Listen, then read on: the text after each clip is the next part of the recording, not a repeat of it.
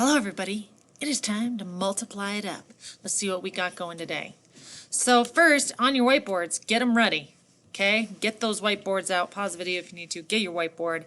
And I am wondering, what is behind, to practice here, with an open array, what's behind this blue guy right here? What dimension do you think is placed right here in 5, 4, write it on your board, 3, 2, 1. Did you have it? Since this product was 40, you had to think 4 times what number gives you 40, and it was 10, our lovely 10. Okay, I'm going eraser board. Now we're going over here.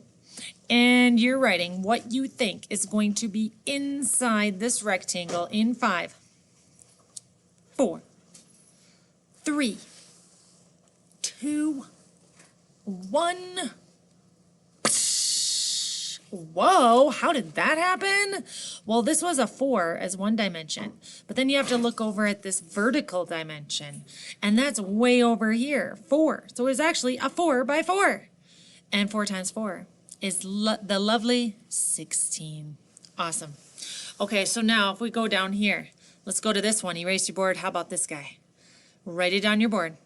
What you think, 4 times, bleh, what is that bleh number? In 3, 2, 1. What? 14? I don't even see that up here. That's because you have to put 2 of the numbers together. So we were given one dimension right here, the 4. And what is it being multiplied with? What's the other dimension? Well, it's up here. We have to go all the way across. We'd have to add together 10 and 4 more, which gives us our 14. Now, what do we get when we multiply those together? Well, we get this entire rectangle, the entire thing. So what are we thinking goes under this blue rectangle on your whiteboard? In 4, a 3, 2, 1. 56. Well, I see a 40. And I see a 16, but where's the 56? Well, you have to put them together because we need the entire product. And these are called our partial products. We need to add them together to give us the whole thing of 56. All right, erase that board. Let's start with this situation. We have a situation with chairs, all right? And you might have done a situation before with chairs. Good. Then you should be able to relate it to this one. If this story deals with this problem, 4 times 26, what is happening with the chairs? Go ahead, write out a couple sentences. What is happening with the chairs if we are using the multiplication sentence 4 times 26? Okay, pause the video, talk it out, because I'm going to keep going. All right, here we go. Here's the situation. Here's what actually went down. All right, Mr. Seafried has asked some of the 4th graders, because you guys are awesome, to help set up what? Set up the chairs in the gym for a show. We're going to have a show. That's exciting. He wants them to set up what? Well, it's something to do with 4. 4 what? 4 chairs? 4 rows of chairs. But how many in each row? It says it right here, 26 chairs. So how many chairs are you going to need, 4th graders, to do what Mr. Seafried has asked you to do? Because you're going to need more than 26 chairs. All right, we're going to solve this on a tiled array first. So get your paper ready to do some tile arraying action.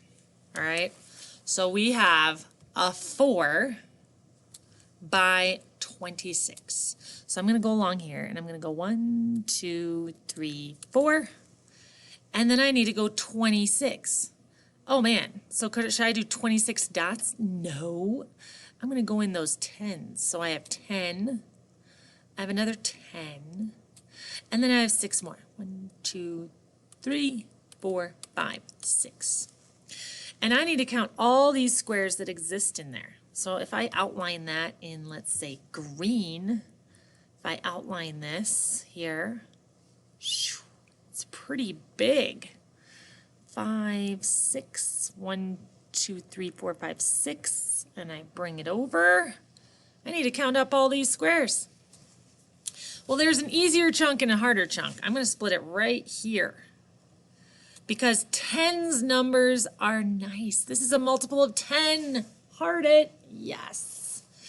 So I actually have a 20 by, so this is my dimension of 20, by, over here, 4. And that one I love to do because I have a multiple of 10 right here. So I could think of it as 2 times 4, which I know is 8. And that's a tens number, so I make this a tens number. And it's 80. So that's my answer. Is that how many chairs you'll need? No, because what about this chunk? This one is a 6 by, what's this dimension here? 4. A 6 by 4. Yes, you could count up every little square.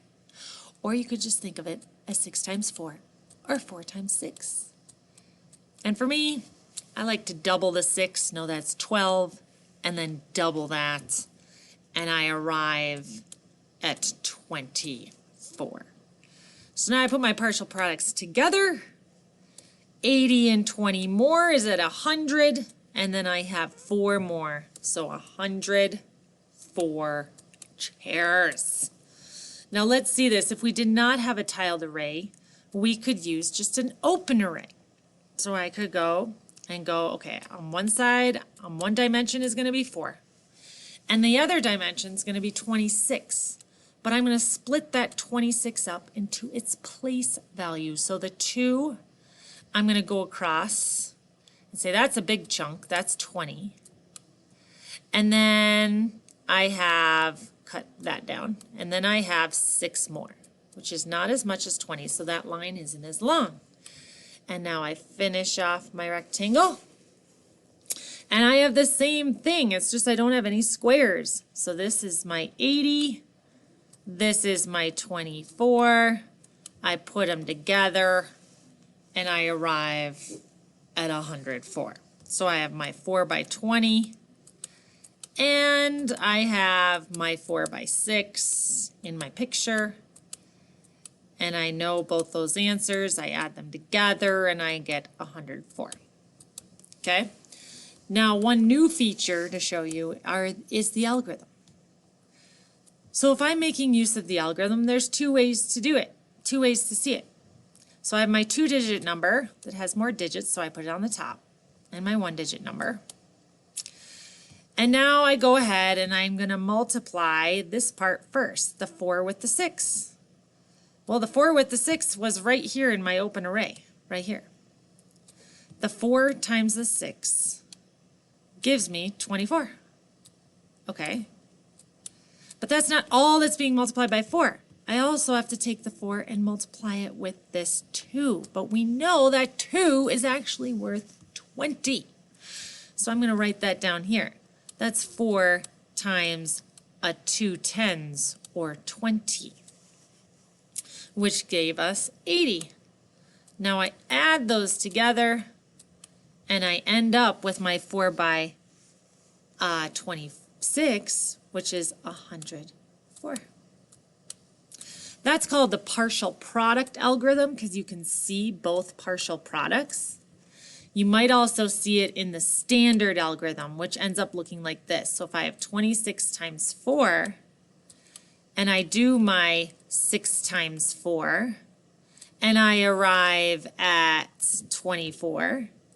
Instead of writing both digits down here, I'm going to take this 2, erase it, and put it up in my tens spot. Because that's in the tens area. And now I do the same, and I'm going to do 4 times 2 tens, which gives me 8 tens, and then add on 2 more tens. So that'd be 10 tens. So 10 tens goes right here, and I arrive at the same answer, 104. Wowza! All right, so today you're going to practice this by spinning, and you guys get to go first. It's going to be student versus the teacher. So you guys play 3 rounds today. Students get to spin 3 times and come up with 3 equations, add up all your products, and get your total score. Because tomorrow the teacher's gonna go and we're gonna see if we can beat you guys, the students. Good luck.